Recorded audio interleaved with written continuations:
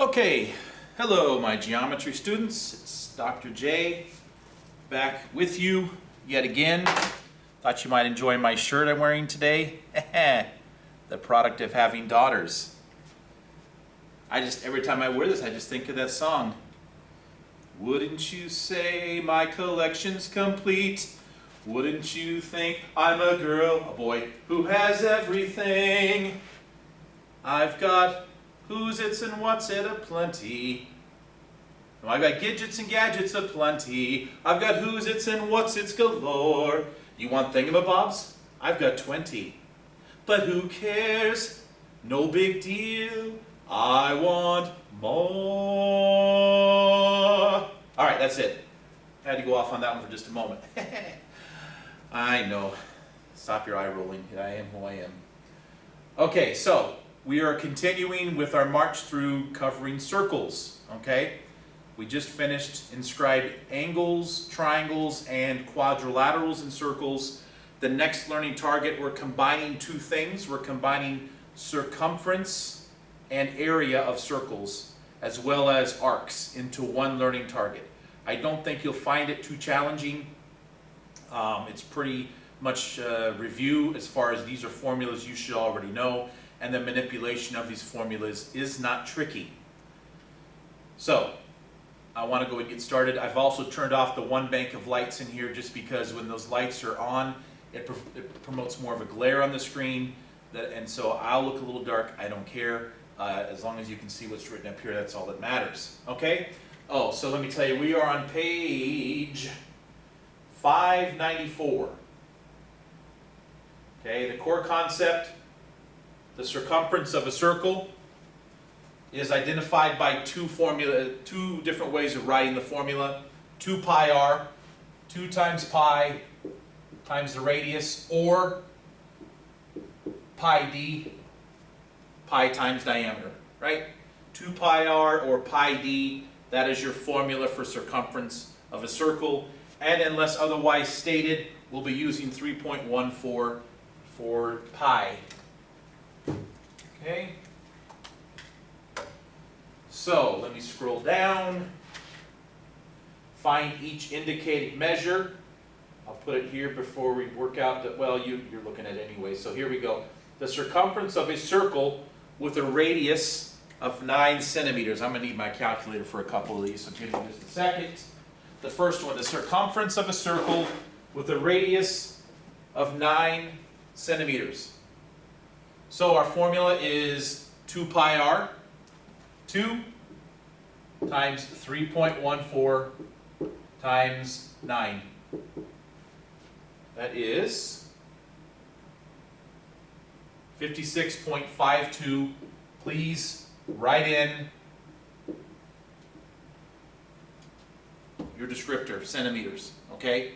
For perimeter, it's centimeters. For area, it's centimeters or whatever it is squared. I'm requiring you to write that in. So somehow they got 56.55. They probably went ahead and did, let me see, 22 divided by 7 times by 18. Yeah, that's fine. Whatever, I don't care. This is close enough. 56.5255, whatever is fine. The radius of a circle with a circumference of 26 centimeters. So here, they've given us the circumference of 26, and they want to know what the radius is. So remember, it's 2 pi r, okay? 2 pi r.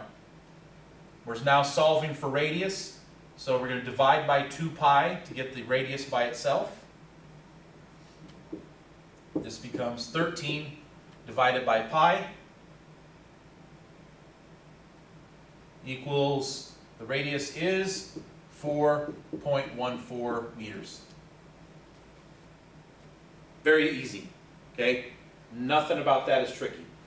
So we come to monitoring progress. You know how I like to stop and have you guys do that. So this is number 1 and number 2. If you would please pause at this point. I'd like you to go ahead and work out these on a piece of paper. This is not to be turned in, but it is for you to be sure and monitor your progress and understanding. So go ahead and pause now. Okay, so number 1 says find the circumference of a circle with a diameter of 5 inches. So they gave us diameter, so we're going to use circumference equals pi d for diameter. Circumference equals pi times 5. So 3.14 times by 5. As soon as I get my calculator back on again. And you should have the circumference is 15.7 inches. Please write your unit measure. Okay, 15.7. Number 2, find the diameter of a circle with a circumference of 17 feet. So we're going to use the same formula, but instead we have 17 for the circumference equals pi d. We're solving for diameter. Divide by pi on both sides. Diameter is going to be 17 divided by pi. And we're going to round it to the nearest tenth, 5.41 feet. Okay? The diameter is 5.41. If I were to ask you what the radius is, you would say 2.7, 2.75. All right. I meant to say 2.65. Okay. Next page. So this is really quite, I would say, intuitive to understand. When you're measuring, we're talking about a length of an arc rather than the circumference around the whole circle, just the length of a part of that circle. There is a ratio. The ratio of this arc to the whole circle is in correspondence with the ratio of the degrees of that arc to 360 around the circle. Okay? So this is the formula for that. The arc length divided by 2 pi r, which is the formula for circumference, is equal to the measure of the degree of AB, the arc AB, to 360. Okay? It's just a simple ratio. The length in relationship to the length all the way around is in the same ratio to the degrees of this measure to the degrees all the way around a circle. No big deal. Some examples. Find each indicated measure. So here in letter A, it wants to know the arc length of AB. Okay? So we have our formula. I'm going to call it arc over circumference equals arc degree over 360. Okay? I'll call it arc length with a little primary marker. That's our general formula. Arc length over circumference equals arc degree over 360. Fill in what you know, solve for what you don't. So, 360 is always known. The circumference, we are given the radius of this is 8 centimeters. So we know that we can solve for the circumference of the circle, 2 pi r. 50.24 is the circumference. We're solving for the arc length, and the arc degrees is 60 over 360, which becomes 1 over 6. Okay? To solve for this now, for the arc length, we just times 50.24 to both sides. Okay? And then in actuality, what I'm doing is that divided by 6. And I'm getting 8.37. So the length of this arc is 8.37 centimeters. They get 8.38 in their example, just a rounding issue. Nothing I'm worried about. Okay? That's for A. For B, again, fill in, I'm gonna write this formula up here a little bit larger so you can read it. Arc length divided by circumference equals arc degree divided by 360. That's your overriding formula for this particular thing. So fill in what you know, solve for what you don't. So for letter B, we're solving for the circumference. Okay, so I wonder if I want to tell you, it'd be easier if I just if you're solving for the circumference, I would take this entire equation and I would flip it. It'd make it easier to solve. Right, so I'm going to rewrite it as circumference over arc length equals 360 over arc degree.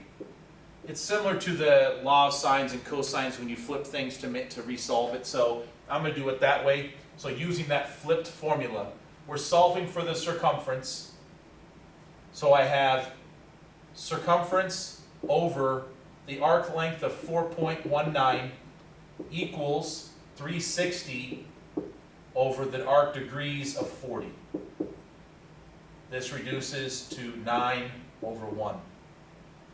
So now to solve for the circumference, I just multiply by 4.19 on both sides. You're going to get, I don't know, 37 and change looks like. Let me see. 9 times by 4.19, 37.71 inches. Am I close? Hey, right on the money, 37.71. What do you know? I'm smarter than I look. Okay, so that's for letter B. For letter C, we're solving for the measure, the degree measure of RS. Okay? The degree measure of RS.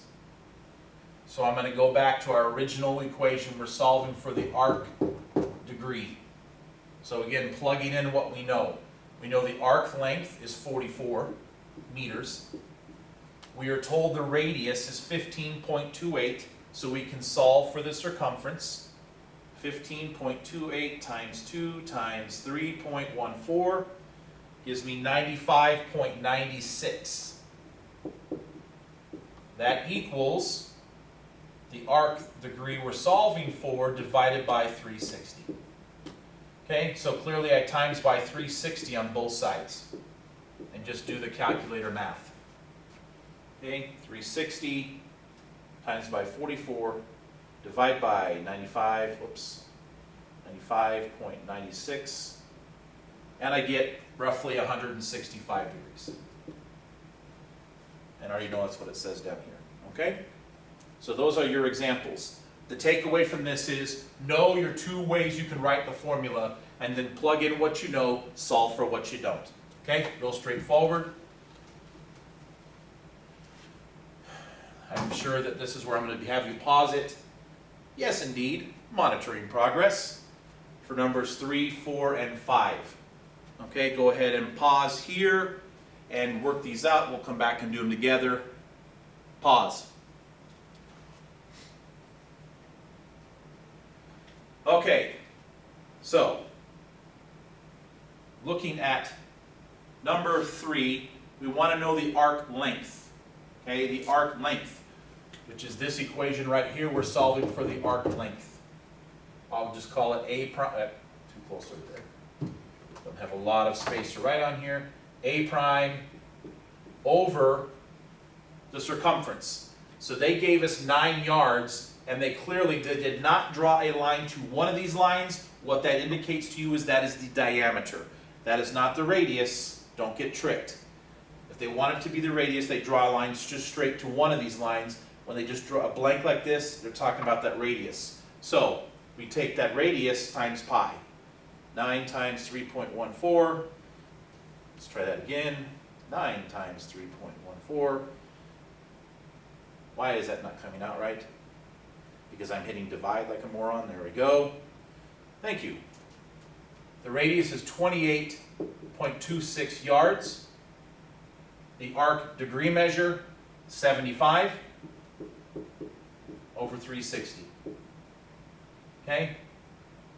So we're going to multiply by 28.26 on both sides. Let's see what we get.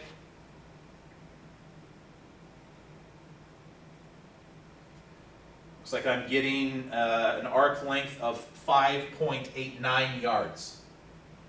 A prime equals 5.89 yards for number 3. Okay? I will tell you, by the way, I have not checked my answers ahead of time, and I've got to give kudos to this moment to Xavier Aquino, who pointed out on a progress one that I did for our previous section where I wrote the wrong answer and he caught it.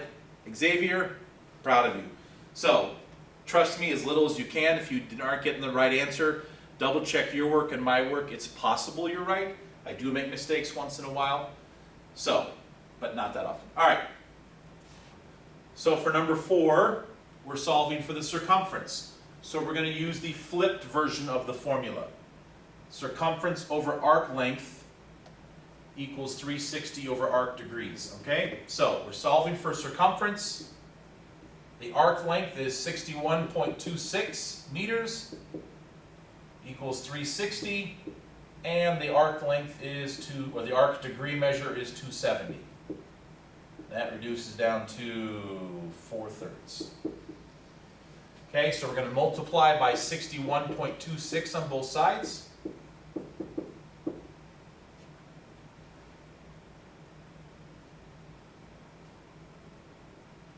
And I'm getting a circumference of 81.68 meters. 81.68 meters for number 4. And that seems to make sense. When I look at the arc length of this big arc is at 61. This should be a little bit more than that, and it is. At least the answer seems reasonable to me. Last thing, the radius. Aren't they tricky with that? The radius of circle G.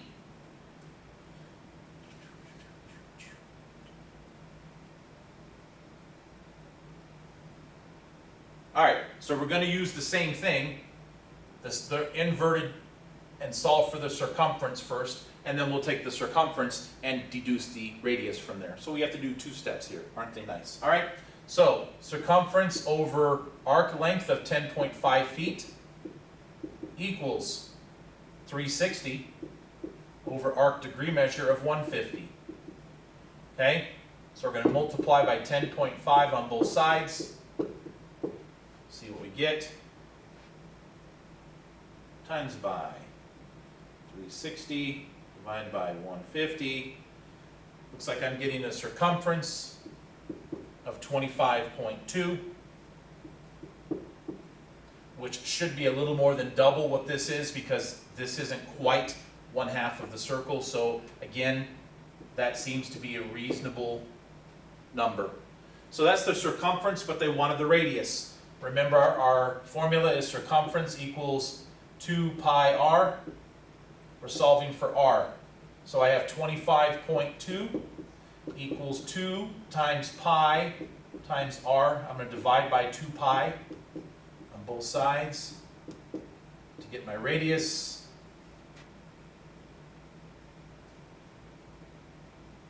And I'm getting about 4 point, if I round to the 10th, it's 4 feet is what I have for the radius. 4 feet. If I want to see if that makes sense, do I get a roughly a 25.2 circumference with a radius of 4 feet? Let's see. 4 times 2 is 8 times 3.14 is 25, or try that again. 8 times by 3.14, 25.12 roughly. It's a rounding issue, not a big deal. Okay? Good. So 4 feet is the radius for number 5. Again, I'm hoping you're not finding this to be terribly difficult. These formulas are pretty familiar and not terribly challenging. Let me just see. I'm thinking that's the end of that first lesson.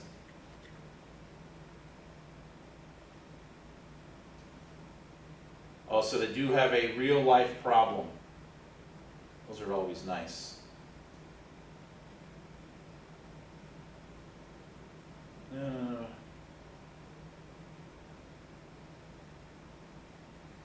All right, this is a pretty common real life problem when using circumference.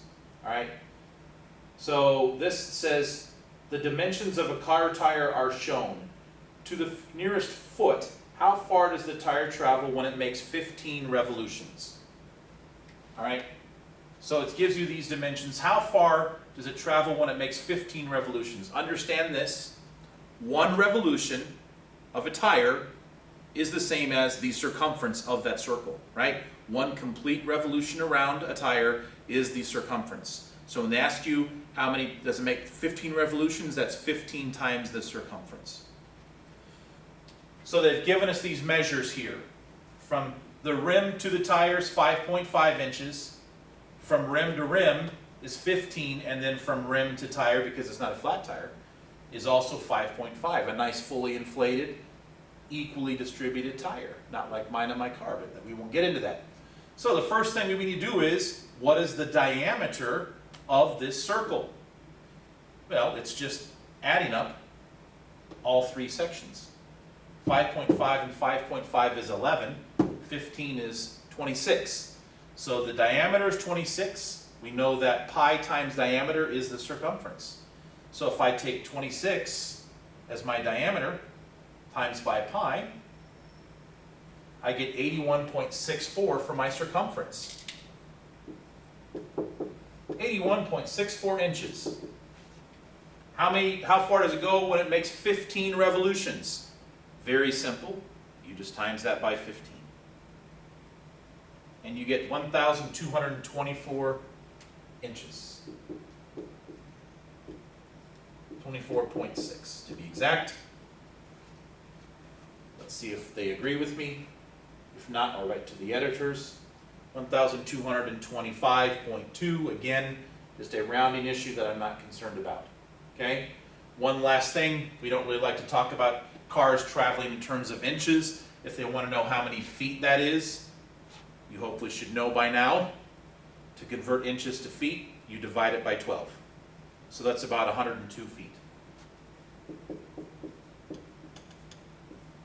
Okay? That's a real life use of circumference. Some of you that are in robotics, you utilize this kind of thing all of the time to get your robot to move very precisely. You have to determine revolutions, angles of turn, etc. to make sure your robot travels where it needs to go, right? Let me see if and then, yeah, one more example of how using arc length to find distances.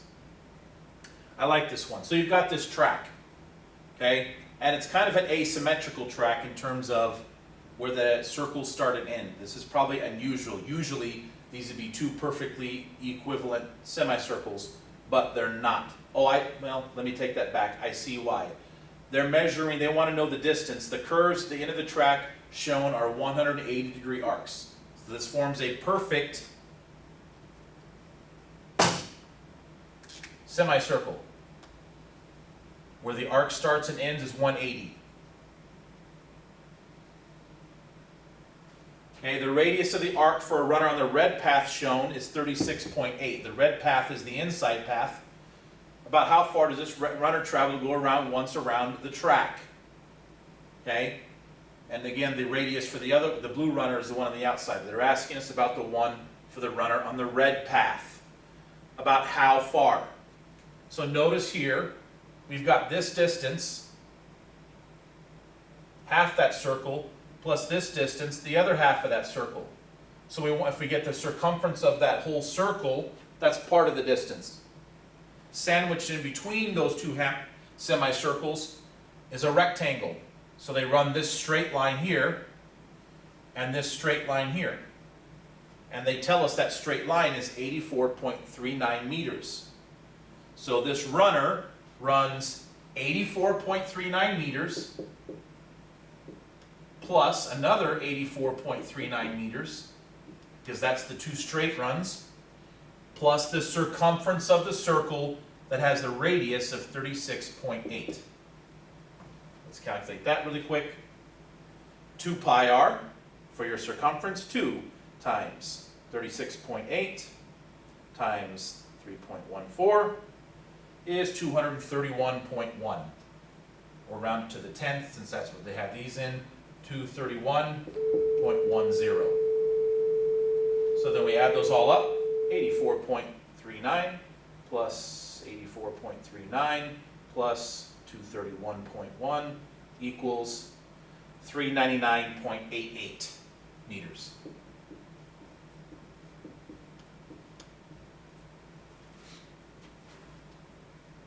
and they rounded to 400. That's what I was thinking too, is round it up to 400, and that's fine. Close enough. Okay? So that's that. I'm not going to have you work through an example here. You're going to have an example in your homework you can work through. I want to keep moving on into the next section because that concludes this chapter on circumference and arcs. Going to the next chapter. If you need to, you would pause here to work on homework that's related to this, because there's two different homework sections. One on circumference and arcs, and then the next one on area and sectors. Okay, so you can pause here, do the homework, come back to this timestamp at a later point as I move into the next homework page.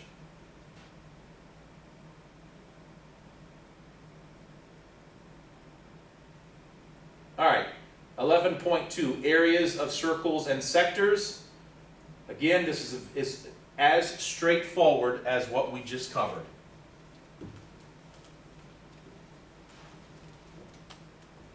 All right, so we are on page, I can hear some of you asking that already, 602. Okay, core concept, area of a circle. You all should know this by now. Area of a circle is pi r squared, the end. It's as hard as that needs to be. Area equals pi r squared. So here's your example. Find the area of a circle with a radius of 2.5. Area equals pi r squared, pi times 2.5 squared. Use your calculator. Does this have a pi? I bet this has a pi button, doesn't it? It certainly does. Isn't that exciting? 2.5 x squared times by pi equals, I'm going to round to the nearest 100th, looks like 19.63. Now remember, this is centimeters squared. Please label it correctly. Look at that, exactly the same. You better be right. All right. Letter B, the diameter of a circle with an area of 113.1 square centimeters. Please notice something as you read this. Here's what some of you are going to do. You're going to take this, plug it into the formula, and solve for the radius. And give me that as your answer. And you're going to be wrong, because it's asking you for the diameter. So you'll solve for the radius and then have to double it for the diameter. Please read carefully so you don't get those little missteps, okay? All right, so using the formula here, 113.1 equals pi r squared. I'm going to divide by pi. That's going to give me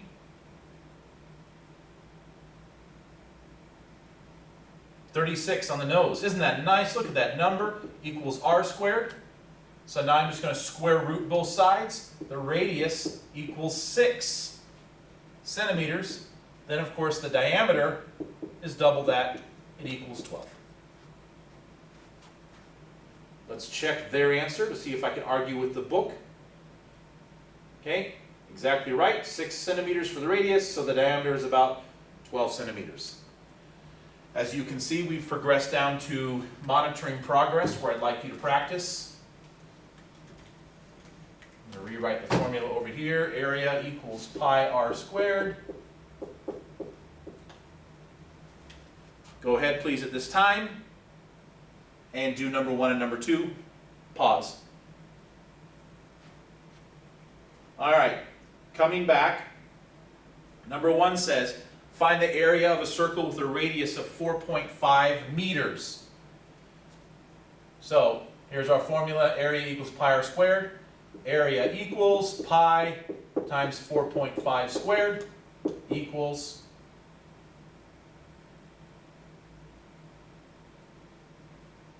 I'm getting rounded to the nearest 100th, 63.62 meters squared. 63.62 meters squared. Number 2, find the radius of a circle with an area of 176.7 square feet. So they gave us the area, plug it in, solve for what you don't know. We're going to divide the area by pi. 176.7 divided by pi gives me 56.25 equals radius squared. I'm going to square root it. The radius equals approximately 7.5. 7.5 feet. Okay, so number 2, the answer is 7.5 feet. All right, that's that. Moving on. Just like circumference and arcs, we have area and we have sectors. Oh, they're having us do population density first. Okay, ignore what I just said. So we have this thing called population density. And people use that a lot to determine how many people live in any particular square mile of a particular region, okay? And how population dense it is. Let me see, just out of curiosity.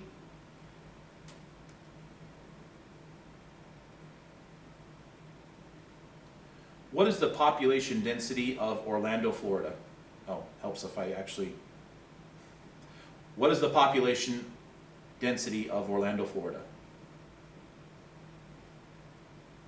So Orlando, Florida's population density is about 2,327 people per square mile. Okay? So for every mile squared, there's about 2,300 people there. Let's just have fun with it. Let's try New York City.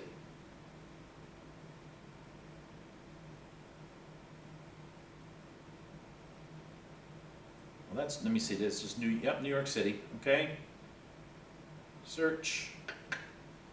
So, New York City, their population density is 26,403 people.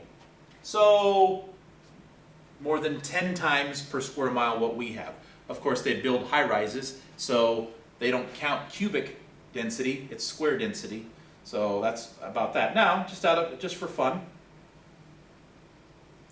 let's see what the population density of Tokyo is.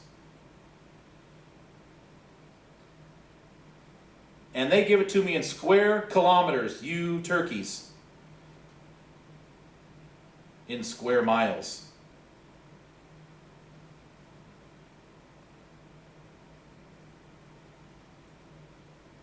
So Tokyo is 16,095.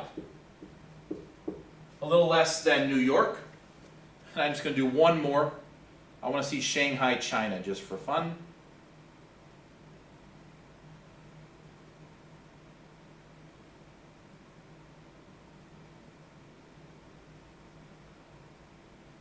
Which is 12. Okay, you're going to give me the number?